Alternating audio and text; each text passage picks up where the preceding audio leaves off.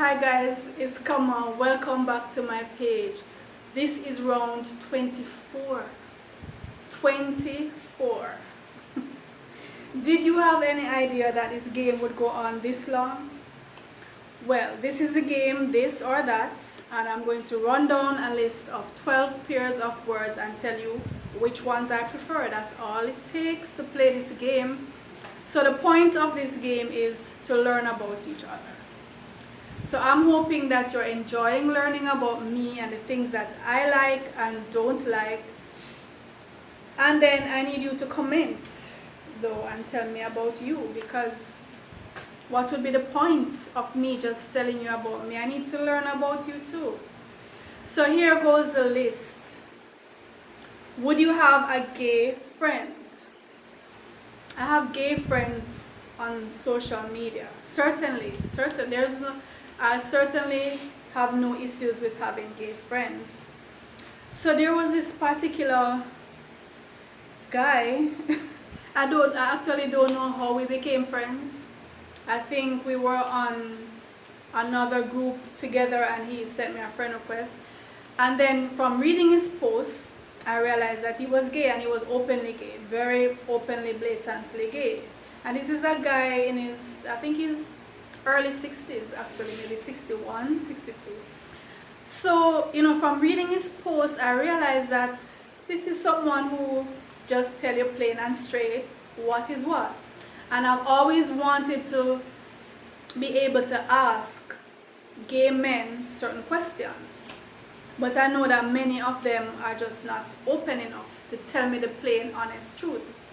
So I approached him and I inboxed him and I said, I noticed from your posts, that you're very open, you're very honest, very straightforward. Would you entertain some questions? Because there are things that I would really want to know about the gay lifestyle, and I want to speak to someone who is honest and will just tell me plain as day what is what. And he said, sure, tell me your questions. So I harass him all the time. I send questions to him and he's pretty honest. And certain things that, I might say, I wonder how they, whatever, I wonder whatever it is that my mind puts forward more. And I just ask him. And sometimes what he says, it still doesn't add up in my mind, but I take what he says. And sometimes I will post questions on his page because he has clearly many gay men on his page, and I would post questions, and I usually start the question by saying only honest and respectful responses, please, because I ask some really blatant questions. Only honest and respectful responses, please. And they have been just that. They have been honest and respectful. So yeah, I love reading his posts. He posts about other stuff, political stuff and so on. And of course, MJ Harris, I follow him. He's another openly gay, very honest guy who is also very funny, very nice to hang out with. So more time I'll be watching MJ. So yeah, I have no issues with having gay friends. To each his own. Whatever lifestyle you have, just be honest first with yourself and be honest with the persons with whom you closely interact. Those persons whom your lifestyle will affect, or with whom it would cause them to make another decision if they knew. I'm not saying you have to come out or to declare anything, that's your choice. But at least with the persons who would make another decision if they knew, in other words, don't deceive anyone. Don't deceive anyone, persons close to you, who would do otherwise, then just be plain and straight. That's my take on that. Number 2, would you own a licensed firearm? Well, I certainly would. I've held one before. I have relatives who are in law enforcement, so I've held ones. without the bullets. Without the bullets. But I am a firm believer in self-defense, right? Firm believer in self-defense, and I certainly will be seeing to it that I learn how to use a firearm. I have no issues with persons owning licensed firearms, right? So because it's all about defense, and the person who is coming might just have one. So if you have one, then you're better able to defend yourself, right? Yeah, right? Bullseye. Number 3, would you date a coworker? Yes, I would, and I have dated a coworker before, and I think many people do. Many coworkers do date, and it's natural, because when you think about it, you spend more time with your coworkers than with your family members most times, right? So these are persons who you see 5 days a week, 8 hours a day. When you go home, you pretty much, you bathe, you eat, you go to sleep. You don't spend much time with the people at home, unless it's on a weekend and then you have other stuff doing. So you spend a lot of time with your coworkers. And humans interacting, you develop feelings, you become attached, you find out things about the person, you find out you're compatible, or maybe it's just a physical, sexual attraction, and you might just, be in the position to consummate on that, so. And it can actually lead to marriage, so there's nothing wrong. In my mind, there's nothing wrong with dating a coworker. Number 4 follows from this, I guess. Would you date a student or a former student? So I'm a teacher. I have adult students. So we know we're talking about adults, right? I would date an adult student. I've never done so, but I have no issue regarding that. Number 5, would you wear your spouse's clothes? I wear my spouse's t-shirts. The spouse who I lived with for many, many years, I wore his underwear, his underpants. It was so comfy. His underwear was just so comfy. And then while I was pregnant, there were 2 particular underpants that I just loved, 2 cotton underpants. And so I would wear them, and I was pregnant, and my belly would stretch the waist. And then clearly it couldn't fit him anymore, and he said, because he was always looking for his t-shirts, his underpants, and he said, you know what, keep these 2, because they're stretched, they can't fit me. The pregnant belly stretch out the elastic out of them. Just keep them and leave the others. But it's something I like doing. They're just so comfortable. But and I think a lot of women do that too. And it's a double standard thing, because what would we do if they started wearing our panties and bras? We know we'd be all up in their faces, right? It's a double standard. We need to stay in our lane and stop stretching out the men's underpants. Number 6, what's your favorite water for drinking? Well, easy that. Spring water. Spring water, filtered through the rocks. That's the best water, I think. Next to that, rainwater. Like if you live in the country, not in the city. River water is good if it's close to the source. The further downhill though, the more chance it might be contaminated. But I don't trust tap water. I don't even trust most bottled water. So I'll choose the bottled water that I can feel assured that it's from a spring. That's the water that I would use for drinking. Number 7, would you go to a faith healer? No. I'm my own faith healer.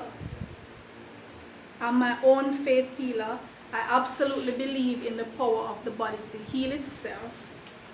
given the right food, as much raw food as possible, as much fruits, herbs, berries, melons, some veggies, the body can heal itself. I firmly believe that. Also, I believe in the power of the mind to heal the body through affirmation, meditation, visualization. And each of us has that power. So there's no reason for you to go outside of yourself for that power. Unless you really feel you're not strong enough mentally, spiritually, you need some guidance. But you have that power. You just need to develop that and to own it. To own that power that you have in yourself to heal yourself. Number 8, would you go on a heist with your bestie?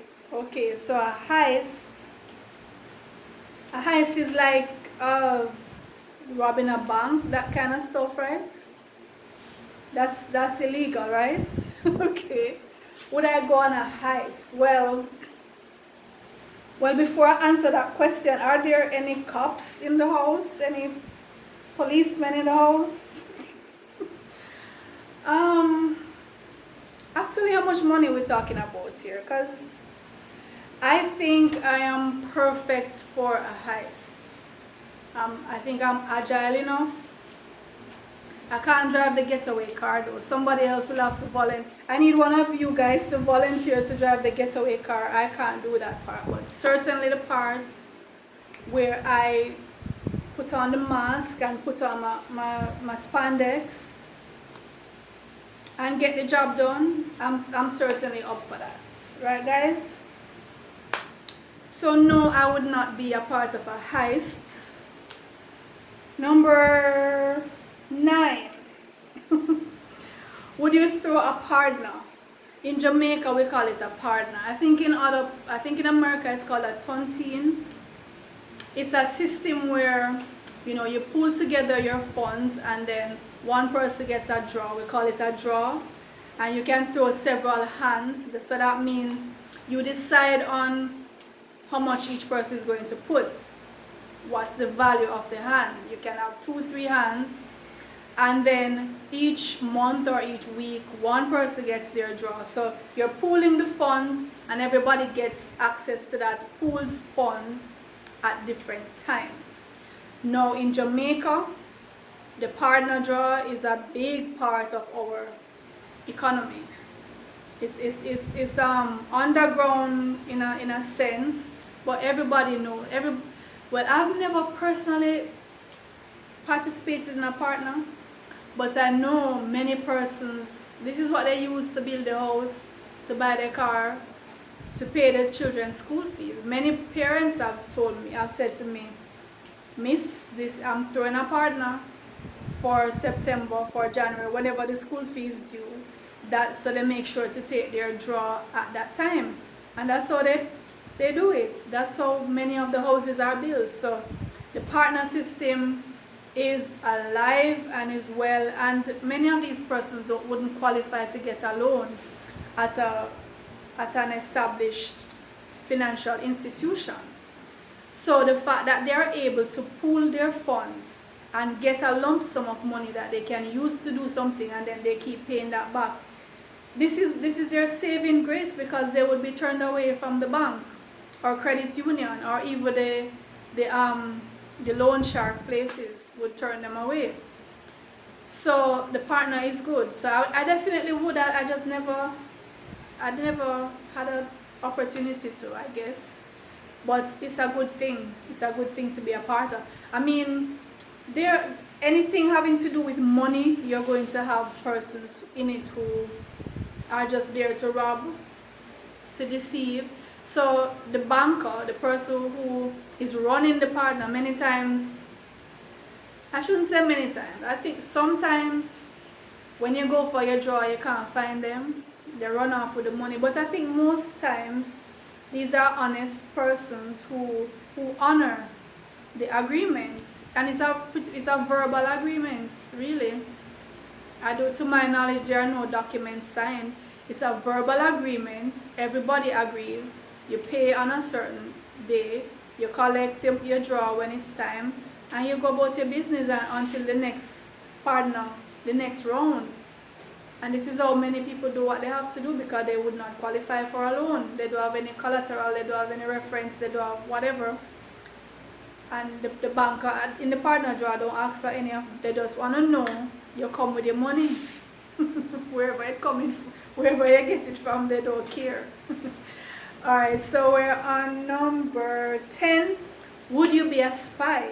Yes, I would be a spy. Like I said up top, for the heists. Long as I'm not driving any getaway vehicle, because we probably, they're going to catch me if we drive. But I'm made for this kind of stuff, you know. What does a spy need to be? Suave, discreet, charismatic, you know, charismatic. If it's a female spy, you know, she being sexy is an advantage, you know.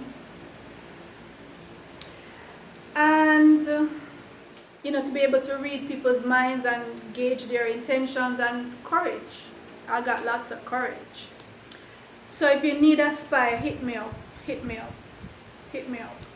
Number 11, would you gamble or not? I've never gambled. I don't like the idea of gambling. I think it's a very, very bad habit to form and very hard to break. Growing up, I would see the older men gambling, like betting on horses, and the younger guys would be the cards. Mostly they would lose. Most gamblers lose, right? It's a gamble, so most times you're going to lose, and they lost a lot of money. Sometimes steal things to carry on their habits. So no, I would not gamble. And even the so-called legal gambling, the lottery and the other minor betting and gaming stuff, I don't participate. I've never participated in that. The odds are just too great. I prefer to invest my money in something that has better outcome. Final question. Is there anyone in your life that made you consider hiring a hitman?